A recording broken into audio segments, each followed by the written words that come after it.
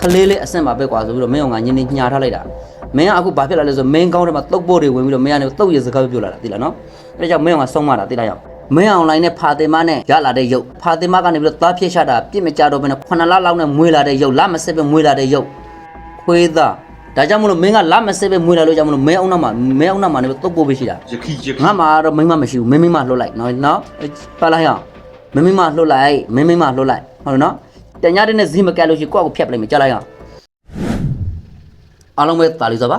ကိုရှေရှာနဲ့ပြန်လေကြိုဆိုလိုက်ပါတယ်ခင်ဗျာဒီနေ့မှာတော့ဒီကျွန်တော်တို့အခုလက်ရှိတော်လိုင်းရေးလုပ်နေတဲ့ YouTuber တွေကိုလိုက်ပြီးတော့ဟောင်းနေတဲ့ခွေးတကောင်ကိုဒီနေ့ကျွန်တော်ဆုံးမသွားမှာဖြစ်ပါတယ်ခင်ဗျာအဲ့တော့အဲ့ဒီခွေးဟောင်းတန်လေးကိုကျွန်တော်တို့အရင်ဦးဆုံးနားထောင်ကြည့်ကြအောင်ပေါ့နော်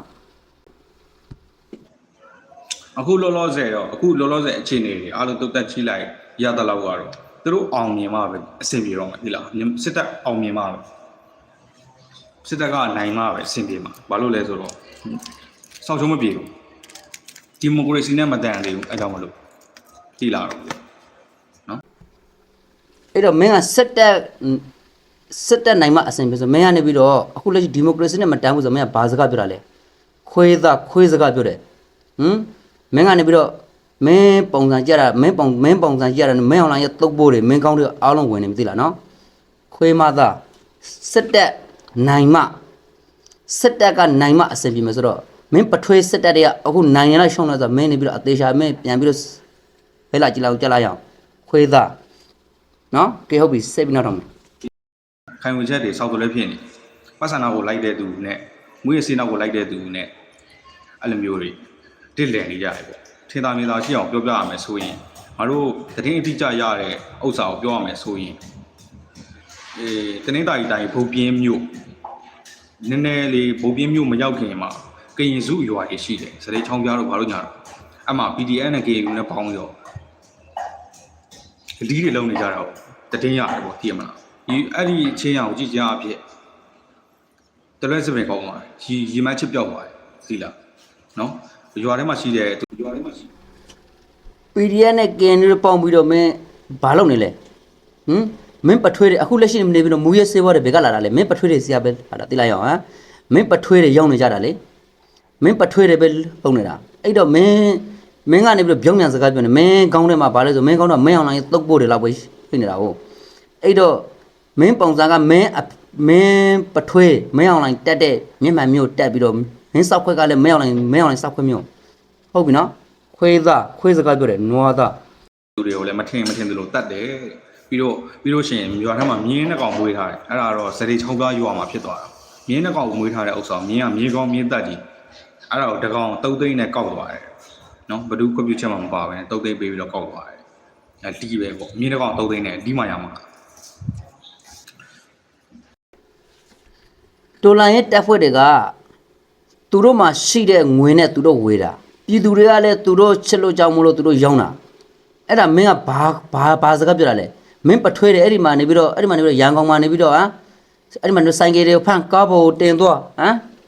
းမင်းအဲ့ဒီမှာနေပြီးတော့လူမရှိတဲ့အိမ်တွေကိုတက်အဲ့ဒီမှာကြက်တွေဝက်တွေယူမင်းအဲ့ဒီမှာနေသူများသားသမီးတွေကိုမဒိန်ကျင်းသွားအဲ့ဒါတွေကြတော့မင်းဘာတခုမှမပြောပါလားအခုနငါပြောသလိုမင်းကောင်းထဲမှာနေပြီးတော့တုတ်ပို့လာဖို့ရှိတယ်ခွေးမသားတိုင်းသားဆိုရင်တော့ဘယ်တိုင်းသားမှမယုံတာကောင်းတယ်ပြီလားသူတို့ဘာသာသူတို့ခိုင်မချက်နဲ့သူတို့ရှိပြီးသားနော်ငါတို့ PDF တွေဘာညာတွေဝင်လာလိုက်လို့ဒါသူတို့အတွက်ခွင့်ရေးတစ်ခုအနေနဲ့အသုံးချပလိုက်တာသူတို့နယ်မြေအတွက်ပဲသူတို့စဉ်းစားတယ်သူတို့နယ်မြေပိုင်ဆိုင်ရေးအတွက်ပဲစဉ်းစားတယ်နော်မင်းတို့မယုံလို့ရှိရင်ရခိုင်တို့ကရင်တို့မင်းတို့ဘူချုပ်ပေးလောက်လိုက်ပါလားနိုင်ငံတော်ရဲ့အာဏာသူတို့ပေးလိုက်ကြည့်သူတို့ထက်တော့ငါတို့စစ်တပ်ထက်တော့မှပူဆိုးသွားလိမ့်မယ်ဒီလားတော့မသိနော်မင်းတို့တွေကမင်းပထွေးမင်းအောင်လိုင်းကအာနာယူပြီးတော့ဟုတ်ပြီနော်မင်းပထွေးမင်းအောင်လိုင်းအာနာယူပြီးတော့မင်းတို့အဲ့ဒီမှာနေတော့ဗမာလူမျိုးကြီးစိတ်ဓာတ်နဲ့ဗမာလူမျိုးကြီးဝါဒနဲ့အုပ်ချုပ်နေတာလေမင်းကအခုလက်ရှိက PDF နဲ့တိုင်းရင်းသားတွေမင်းကနေရန်တိုက်ပေးတဲ့စကားပြောနေတာခွေးသားမင်းပထွေးမင်းအောင်လိုင်းရဲ့မင်းပထွေးမင်းအောင်လိုင်းကအခုလက်ရှိဘာလုပ်နေလဲမင်းသိလိုက်ကောင်နွားသားမင်းကနွားစကားပြောဖို့တက်တယ်သိလားရောပြန်ပြောအဲ့ကြောင့်သူများတွေကပြောကြတာဗော PDF ဆိုတာဒါကရင်တွေရဲ့ကော်တုပ်ပါညာဆိုပြီးတော့အဲ့ဒီစကားတွေကအလကားထွက်လာတာမဟုတ်ဘူးသိလားတော့မသိနော်ကျွန်တော်တားရကြီးမြင်နိုင်ခြင်းနဲ့ဆိုရင်ကိုထားနဲ့ကိုသွား ဘယ်ကောင်းနဲ့မှမပေါင်းဘူးတည်မှာဘယ်ကောင်းမှမယုံနဲ့ပေါ့ပေါင်းတော့ပေါင်းတည်မှာမယုံနဲ့ဘယ်ကောင်းမှယုံတာမကောင်း မင်းအဘမင်းပထွေးမင်းအွန်လိုင်းရဲ့ဖက်ကကြတော့မင်းပထွေးမင်းအွန်လိုင်းကကြတော့ဘယ်သူရဲ့ကုံတော့သိလားပူတင်ရဲ့ကုံတော့သိလားနော်ပူတင်ကုံတော့ဟိုမှာအဲ့ဒီမှာနေပြီးတော့နွားတရုတ်ရဲ့ကုံတော့သိလိုက်အောင်ခွေးစကားပြောတယ်ဟဲ့အောင်ဟဲ့ပြောရအောင် ပြီးတော့ဘာပြောရမလဲမေ့အောင်မေ့သွားတယ်ဒီပဲ မင်းမဘောကမင်းကောင်းတယ်မှာမင်းကောင်းတယ်မင်းအွန်လိုင်းတုတ်ဖို့ပဲရှိတာဟမ်ဟုတ်တယ်မလားမင်းအွန်လိုင်းရဲ့ခေါင်းမှာမင်းရဲ့ခေါင်းမှာမင်းအွန်လိုင်းတုတ်ဖို့ပဲရှိတာအဲ့တော့မင်းပြောမဲ့စကားတွေပျောက်တာဗောဟုတ်တယ်မလာ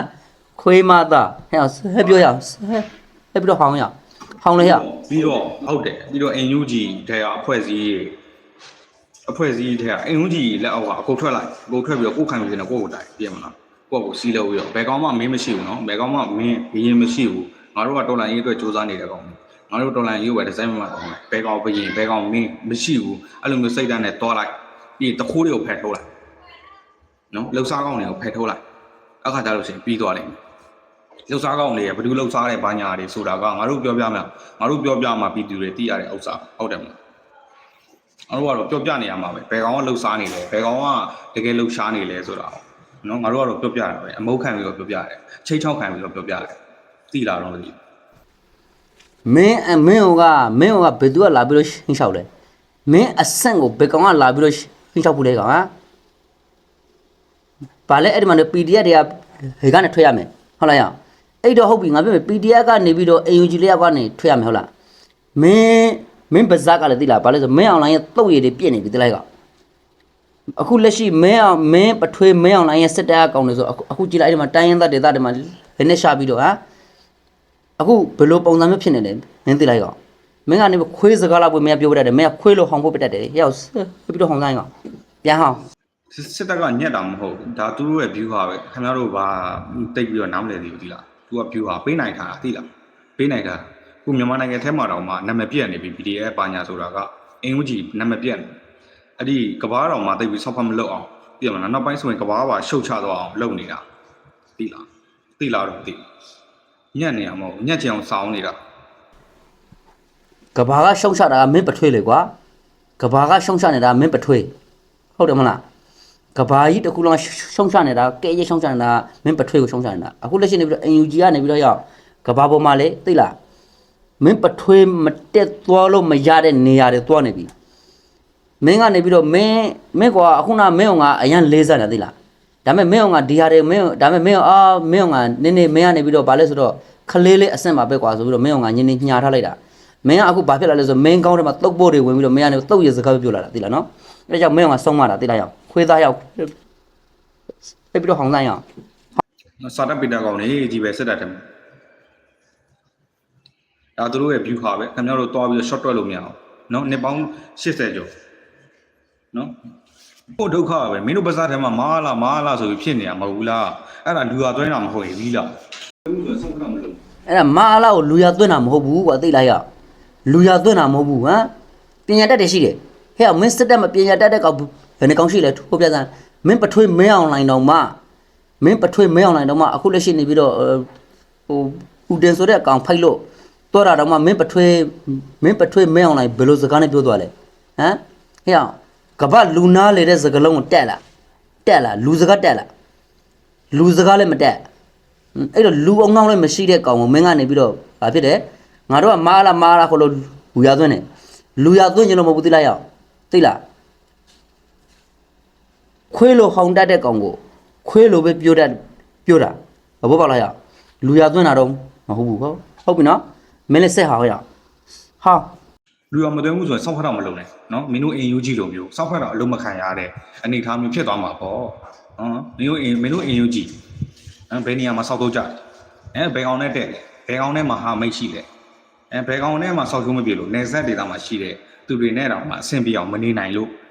ပခပါဆက်ရောက်တည်သွားတာပေါ့အဲ့လောက်ထိမင်းတို့ NUG ကိုလိုက်ပြီးအမုန်းမတင်နဲ့ဒီလားနော်ဘာမှစောက်ပြမရှိတာ NUG နော်မင်းတို့ပြောနေတယ်လူရမဝင်ဘူးမအားလားဗဖြစ်တယ်ညာဖြစ်တယ်ဆိုပြီးတော့နော်ရုရှားနဲ့မြန်မာကိုလည်းနေချင်းညာတွေသွားပြီးတော့ရုရှားနိုင်ငံမှာသွားပြီးတော့ ဗမာစကားပြောတာပဲအဲ့ဒါလူရောက်မဝင်တာပါလေထီလား ဗမာစကားနဲ့ပြောတာလူရဝင်လာလိုက်အောင်ဟမ်မဟုတ်လေမင်းပထွေးမင်းအောင်လိုင်းကိုဘယ်နိုင်ငံကလူရသွင်းလဲပူတင်တောင်မှသူ့မှာနေပြီးတော့ဟိုးမှာအဲ့ဒီမှာဟိုဒုတိယဘာစစ်တောင်ကစစ်ကြံပစ္စည်းတွေကိုအဟောင်းတွေကိုပြန်ရောင်းစားဖို့အတွက်ကြောင့်လူရသွင်းတာသိလိုက်အောင်ပူတင်တောင်မှသူ့ကိုနေပြီးတော့ဘလို့ဘာကြောင့်လူရသွင်းလဲမင်းကနောက်တစ်ခါထပ်ပြောမယ်ဒုတိယကဘာစစ်တောင်ကကြံခဲ့တဲ့စစ်ပစ္စည်းတွေအဟောင်းကြီးတွေလေရင်လဲအဆုတ်ကွာအကောင်လုံးအဆုတ်ကွာအဲ့ဒီအဆုတ်တွေကိုပြန်ရောင်းစားဖို့အတွက်အဲ့ဒီအဆုတ်တွေဘယ်နိုင်ငံကမှမဝေဘူးလေအဲ့တော့မင်းပထွေးဂျပူကအုံနောက်မှမရှိတာအဲ့တော့မင်းပထွေးဂျပူကအဲ့ဒီပစ္စည်းတွေကိုဝေလာတယ်အဲ့လိုဝေဖို့အတွက်အဲ့လိုရောင်းချနိုင်ဖို့အတွက်မင်းပထွေးကိုနေပြီးတော့လူရသွင်းနေတာကျန်တဲ့နိုင်ငံဘယ်နိုင်ငံကလူရသွင်းလဲကဟမ်ခွေးသားဟဲ့ပြန်ဟောင်းရအောင် မင်းကိုဆုံးမဖို့ငါလီယူမင်းကိုဆုံးမဖို့လားငါလိုးမသားမင်းကိုထမင်းကိုစားပြီးတော့သူများဆောက်ပြောခိုင်းနေတာလားမအေးဘေးဟမ်ဘေလူကဆောက်ခွန်းနေကောင်ဘေလူကနဲ့နိုင်အောင်ဘေလူကတိတ်ခါကြတယ်အာလိုးမသားရဲ့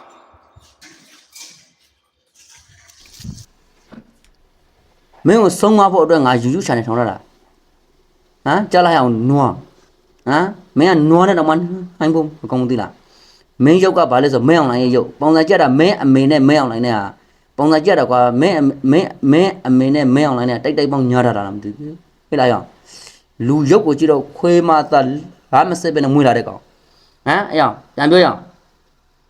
လုံးမဂိုလီရုပ်နဲ့ ဟမ်ဘိုးချိုထုံးမြတ်ခိုင်နဲ့ထုံးမြတ်နိုင်လားထုံးမြတ်ခိုင်လားအဲအားအောင်နဲ့ဘင်္ဂါလီတို့ဝိုင်းလိုးပြီးတော့ထွက်လာတဲ့ယုံနဲ့ မင်းရုပ်ကကြတော့မင်းအောင်လိုင်းနဲ့နောက်ရအောင်သိလားမင်းအောင်လိုင်းနဲ့ဖာတင်မနဲ့ရှာရင်နဲ့ဟမ်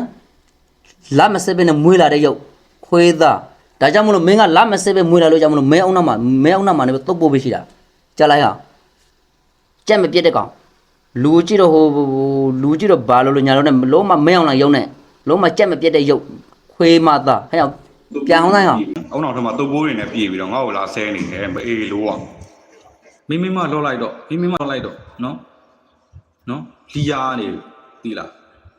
ငါတို့ဆဲတယ်ဆိုတာကအကြောင်းရင်းကိုကြက်ကြလက်ကြနဲ့ဒက်ဆဲတာသိရမလားသူတို့လိုမျိုးသိရမလားဗမာစကားကိုလည်းဗမာလိုပြအောင်မပြောတတ်ဘူးနော်ယခိငါမှတော့မိမမရှိဘူးမင်းလှုပ်လိုက်နော်ပါလိုက်အောင်မင်းလှုပ်လိုက်ဟုတ်နော်တရက်တနဲ့ဇီးမကတ်ဘူးဆိုလို့ဟဲ့အောင်သိလားတညတဲ့နဲ့ဇီးမကတ်လို့ရှိကိုယ့်ကိုဖျက်ပလိုက်မယ်ကြားလိုက်အောင်ဒါမဲ့ငါယွန်းနေကွာသိလားဘာလို့ဆိုတော့မင်းလိုမျိုးလာမစစ်ပဲမွေးလာတဲ့ကောင်နဲ့မွေးလာတဲ့ကောင်ယူထားတဲ့မိန်းမကိုငါနဲ့ညှိရဆိုငါအရင်သိခါကြတယ်ပါလိုက်အောင်မင်းရောက်ကနေပြီးတော့တုတ်ပိုးဝင်နေတဲ့ရုံနဲ့ခွေးမသား ANDS HIV ဖြစ်နေတဲ့စောက်ပိုက်ရုံနဲ့ပြန်ပြောရအောင် ယခိခွေးပေါ့ဒီမအေးဘေးကိုချီဆိုတဲ့မအေးဘေးတကောင်ကြောင့်ဖြစ်တာဒီလားငါလိုးမာတာဂလိကချေနိုင်ငံကြီးကိုဘာမှနားလဲတာမဟုတ်လီရခိုင်လုံးနဲ့စဖိုင်ပါကြည့်တော့လီစီလိုနဲ့ငါလီလောက်အောင်ပါ1000ကျော်2000ကျော်လီလောက်အောင်ပါပြောလိုက်စောင့်မျိုးချစ်ဟုတ်တယ်ဒီတို့ရန်ကုန်ကရက်ခိုင်ပဲပုံပြန်လေဟုတ်တယ်မှန်မြန်မာစာတော့ကောင်းကောင်းမရေးတတ်ဘူးမြန်မာလူလည်းကောင်းကောင်းမပြောတတ်ဘူးနော်ဘိုးချုပ်ထုံးမြတ်နိုင်တဲ့သိရမလားဘင်္ဂါလီတို့ဝိုင်းလိုးပြီးတော့ထွက်လာတဲ့ရုပ် မင်းရုပ်ကကြတော့မင်းအောင်လိုင်းနဲ့ဖာတင်မနဲ့ဝိုင်းလုတ်ပြီးတော့ရလာတဲ့ရုပ်သိလိုက်အောင်ဖာတင်မကနေပြီးတော့သားဖြစ်ရှာတာပြစ်မကြတော့ဘယ်နဲ့9လလောက်နဲ့မွေးလာတဲ့ရုပ်လာမစစ်ပဲမွေးလာတဲ့ရုပ်ခွေးမသားခွေးရုပ်ကိုလူရုပ်မပေါက်ဘူးမင်းအောင်လိုင်းရုပ်သိလားမင်းရုပ်ကမင်းအောင်လိုင်းရုပ်သိလိုက်အောင်ဟမ်မင်းအောင်လိုင်းရဲ့တုတ်ရည်တွေမင်းပါးစားထဲမှာပြင့်နေပြီကြားလိုက်အောင်မင်းအုံနောက်ထက်မှာရောမင်းပါးစားထဲမှာပြင့်နေပြီခွေးမသားဂျပုမင်းအောင်ဟဲ့ဟောင်းရ လည်းဖာတမတယောက်ကြံနေတယ်တူတူပဲငကောင်တော့တူတူပဲသိရမလားမောင်နှမလားလေမယားလားတော့မသိဘူးသိရမလားဗီဒီယိုတွေပို့တိုင်းမှာသိရမလားဝိုင်းပြီးတော့လော်ကိုးနေသလိုဘာလို့ဖြစ်နေမအေးလို့မင်းနဲ့ငါနဲ့ပြောရင်နဲ့တငယ်ချင်းဖြစ်တော့မှာနော်တငယ်ချင်းဖြစ်လည်းငါဖေးချမှာဒီလားလိုးမှာလား မင်းလိုကောင်းတဲ့ငါတငယ်ချင်းဖြစ်စရာအကြောင်းမရှိတာလေကွာဟုတ်တယ်မလားမင်းစောက်ခွက်နဲ့ငါတငယ်ချင်းဖြစ်စရာအကြောင်းမရှိဘူးမင်းလိုမျိုးမင်းအောင်လိုင်းရဲ့တုတ်ရည်ပြင့်နေတဲ့ကောင်မျိုးနဲ့လာမစစ်ပဲမွေးလာတဲ့ကောင်မျိုးနဲ့ငါတငယ်ချင်းဖြစ်စရာလားဟမ်နွားရုံနဲ့လူကြည့်လိုက်တော့ဘာကောင်မှမဟုတ်ခွေးမသားခွေးစကားပြောတယ်နော်